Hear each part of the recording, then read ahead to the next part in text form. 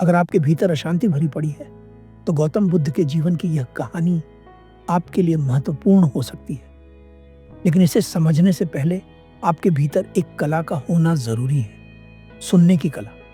मैं चाहता हूं कि आप इस कहानी को सुनते समय किसी बात से सहमत या असहमत ना हो, बल्कि इसे अपने भीतर उतरने दें। क्योंकि अगर एक बार बुद्ध की यह बात आपके भीतर उतर गई तो जीवन में कुछ कमाल का घट सकता है। कहानी शुरू होती है।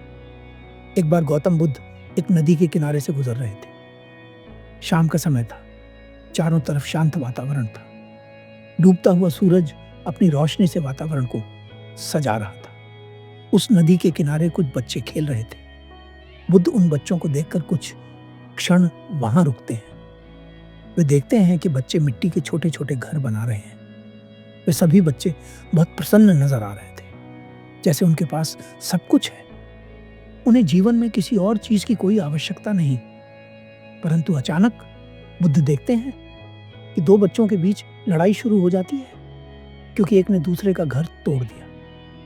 जिस बच्चे का घर टूटता है वह दूसरे बच्चे से कहता है, तुम ऐसा कैसे कर सकते हो? मैंने इसे बड़ी मेहनत से बनाया था और तुमने एक क्षण में मेरी सारी मेहनत पर पानी फेर दिया। अब मैं तुम्हारा मित्र नहीं हूं। आज से हमारी मित्रता खत्म। इतने में ही उन बच्चों की माताएं वहां आ जाती हैं और उनसे कहती हैं, चलो बच्चों, अब शाम हो गई है, अब घर चलो। इतना सुनते ही सभी बच्चे खुद ही अपने मिट्टी के घरों को कूद कूद कर तोड़ देते हैं और खेलते कूदते एक दूसरे के कंधों पर हाथ रखकर अपने घर की ओर चल देते हैं। जब तक उन बच्चों ने यह माना हुआ था कि वे घर उनके हैं, तब तक लड़ाई भी हो रही थी और मित्रता भी खत्म हो रही थी। मगर जब बच्चों ने यह जान लिया कि अब शाम हो गई है और घर जाने का समय आ गया है, तो उन्होंने खुद ही उन घरों को तोड़ दिया और प्रसन्न होकर घर चले गए। इस पूरी घटना को देखने के बाद बुद्ध अगले दिन इसे अपने भिक्षुओं को बताते हैं और कहते हैं, यही तो जीवन है, जिसे साफ दिखाई दे गया कि यहाँ मरना है, शाम होने के करीब है। उसके भीतर कैसा रस रह जाएगा, कैसा बंधन रह जाएगा। तुम पूछते हो कि संसार से मुक्ति कैसे मिलेगी? तुम्हें मुक्त होने की जरूरत नहीं है, तुम मुक्त ही हो। ये तुम्हारी मान्यता है कि तुम बंधे हो। यह एक सपना है जिसे तुम सच मान बैठे हो, जो एक दिन टूट जाएगा।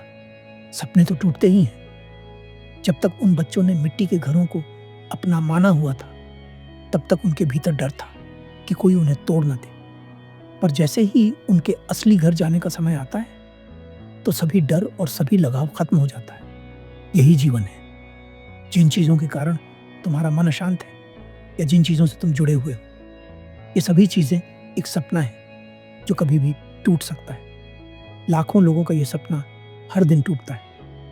अब सबसे जरूरी बात यह है कि ये जीवन एक सपना तो है, लेकिन इसके साथ साथ ये खुद को जानने का एक अवसर भी है। अब ये तुम्हारे हाथ में है कि तुम इस अवसर को तनाव और चिंताओं में बिताना चाहते हो या सही खोज में। क्योंकि एक बात तो निश्चित है कि तुम हर क्षण मृत्यु की ओर बढ़ रहे हो और एक दिन उसका सामना करना पड़ेगा। अगर इस नजरिए से तुम इस जीवन को देख सकते हो, तो कोई दुख तुम्हारे मन को अशांत नहीं कर सकता। मन अशांत होने का केवल एक कारण है, सच को न देख पाना। सच ये है कि दूसरे हमें खुशी नहीं दे सकते, पर हम फिर भी दूसरों से खुशी चाहते हैं। सच ये है कि खुशी उसमें नहीं है जो हमें मिलेगा, खुशी उसमें है जो हमारे पास है। सच ये है कि खुशी कुछ करके नहीं मिलेगी, खुश रहना हमारा स्वभाव है। सच ये है कि जीवन बीत रहा है और शायद हम अभी तक कुछ नहीं कर पाए हैं, इसीलिए मन अशांत है। एक बार एक आत्मज्ञानी भिक्षु एक गांव से गुजर रहे थे। उस गांव के जिस भी व्यक्ति की नजर उन भिक्षु पर पड़ रही थी, वह उनकी ओर खिंचा चला आ रहा था, क्योंकि उनके चेहरे का तेज और उनका आभा मंडल देखने लायक था। वैसे तो उनके वस्त्र साधारण भिक्षु जैसे ही थे, परंतु उनके चेहरे का तेज सबसे अलग था। उस गांव में एक धनी सेठ भी रहा करता था। जैसे ही यह बात उस सेठ को पता चली कि उसके गांव में एक असामान्य भिक्षु आया है, वह भी उन्हें देखने के लिए उनके पास पहुंचा। जब वह सेठ उन भिक्षु को देखता है तो देखता ही रह जाता है, क्योंकि उसने आज से पहले कभी कोई इतना तेजस्वी व्यक्ति नहीं देखा था। वह सेठ उन भिक्षु से कहता है, मुनिवर, आपका यह सुंदर रूप मन मोह लेने वाला है, परंतु एक बात मुझे खटक रही है। भिक्षु उस सेठ से पूछते हैं, कौन सी बात? सेठ कहता है, मुनिवर, आपके हाथ में यह लकड़ी का साधारण सा भिक्षा पात्र नहीं जचता। आपके हाथ में तो सोने का भिक्षा पात्र होना चाहिए। मुनिवर, मेरी एक प्रार्थना है। भिक्षु कहते हैं, कहो, क्या कहना चाहते हो? सेठ उन भिक्षु से कहता है, मुनिवर, मैं आपके लिए एक सोने का भिक्षा पात्र बनवाना चाहता हूं, क्या आप उसे स्वीकार करेंगे? भिक्षु मुस्कुराते हैं और कहते हैं, मैं एक भिक्षु हूं और मेरा काम भिक्षा मांगना है। भिक्षा पात्र लकड़ी का हो या सोने का, इससे क्या फर्क पड़ता है? तुम बिना संकोच मुझे भिक्षा पात्र दे सकते हो। यहां पर एक बात समझने वाली है, क्योंकि अगर कोई साधारण भिक्षु होता तो वह सोने के भिक्षा पात्र को लेने से मना कर देता, क्योंकि जो सांसारी है वह सोने के पीछे भागता है और जो सन्यासी है वह सोने को छोड़कर भागता है। परंतु दोनों भाग रहे हैं, लेकिन जो ज्ञानी है उसके लिए सोना और मिट्टी में कोई अंतर नहीं होता। सेठ तुरंत सोने का भिक्षा पात्र बनवाकर उन भिक्षु को दे देता है और उनसे उनका पुराना लकड़ी का भिक्षा पात्र ले लेता है। वे भिक्षु उस सेठ से कहते हैं, तुम मुझे यह सोने का भिक्षा पात्र दे तो रहे हो, परंतु इसमें एक खतरा है। भिक्षा पात्र लकड़ी का था तो कोई नहीं चुराता था, परंतु अब यह सोने का है, इसलिए कोई इसे चुरा लेगा। थोड़ी देर में ही मैं फिर बिना भिक्षा पात्र के रह जाऊंगा, इसलिए तुम मेरे पुराने भिक्षा पात्र को फेंकना मत, मैं उसे दोबारा आकर ले जाऊंगा। इतना कहकर वे भिक्षु मार्ग में आगे बढ़ जाते हैं। उसी गांव के एक चोर को यह बात पता चलती है कि एक भिक्षु एक सोने का भिक्षा पात्र लेकर जंगल की ओर जा रहा है। वह चोर खबर मिलते ही उन भिक्षु के पीछे पीछे हो लेता है। उन भिक्षु को भी पता लग जाता है कि उनके पीछे चोर लग चुका है। वे भिक्षु मन ही मन सोचते हैं कि ठीक है, जिसे यह भिक्षा पात्र चाहिए था वह आ चुका है। चलते चलते वे भिक्षु अपनी कुटिया तक पहुंचते हैं और भीतर जाकर बैठ जाते हैं। और चोर भी धीरे से कुटिया के पीछे जाकर छिप जाता है। चोर मन ही मन सोचता है कि जब यह भिक्षु भोजन करके सो जाएगा तब मैं इसका भिक्षा पात्र चुरा लूंगा। भिक्षु भी जानते थे कि चोर कुटिया के पीछे बैठा है।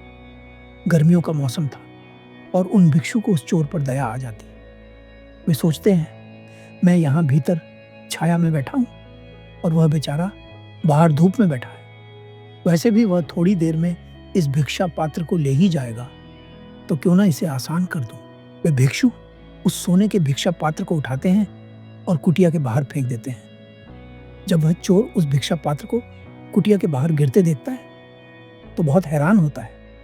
पहले हैरान इस बात से था कि लाखों की कीमत की चीज एक भिक्षु के पास है, फिर इस बात से कि इस पागल ने इतनी कीमती चीज यूं ही फेंक दी। अभी तक उस चोर को लग रहा था कि जब उसे वह भिक्षा पात्र मिल जाएगा तो उसे आनंद आ जाएगा, परंतु अब जब वह भिक्षा पात्र मिल चुका था, उसका आनंद बढ़ने के बजाय उसकी बेचैनी बढ़ गई थी। वह सोचता है, इस कुटिया के भीतर बैठे भिक्षु के पास ऐसा क्या है जो इसने लाखों की कीमत की चीज मिट्टी की तरह फेंक दी।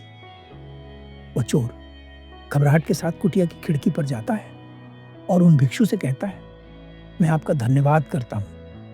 मैं यहाँ चोरी करने आया था, परंतु आपने खुद ही मुझे यह पात्र भेंट कर दिया। क्या इतनी कृपा आप मुझ पर और करेंगे कि मैं भीतर आकर आपके पास कुछ क्षण बैठ सकूं?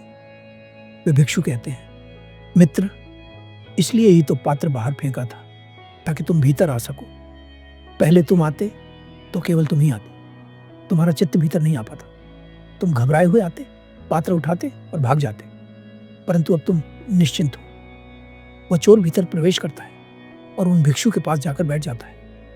वो कहता है, आप बड़े शांत हैं, बड़े असामान्य हैं। थोड़ी देर पहले तक मुझे आपकी यह शांत आभा नहीं दिख रही थी, आपका तेज नहीं दिख रहा था, क्योंकि मैं हड़बड़ाहट में था, जल्दबाजी में था, परंतु अब मैं शांत हूं, इसलिए देख पा रहा हूं। वह चोर उन भिक्षु से कहता है, कभी कभी मेरे मन में भी यह विचार आता है कि सारे बुरे कर्म छोड़ दूं, मैं बहुत सारे साधुओं को भी जानता हूँ। जब भी मैं उनसे मिलता हूँ तो उनका सबसे पहला उपदेश यही होता है कि सबसे पहले तू चोरी छोड़, फिर कुछ हो सकता है।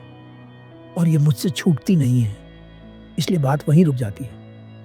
आप मुझे कुछ अद्भुत मालूम पड़ते हैं। क्या आप मुझे बता सकते हैं कि क्या मेरा जीवन भी बदल सकता है? क्या मैं भी कभी उस दशा को पा सकता हूँ जो आपको प्राप्त है?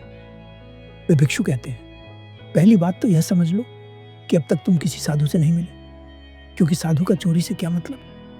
वो क्यों कहेगा कि चोरी छोड़ो? मैं तुमसे नहीं कहता कि चोरी छोड़ो, क्योंकि मैं जानता हूं जैसा तुम्हारा अंतर है वैसा ही तुम्हारा आचरण है।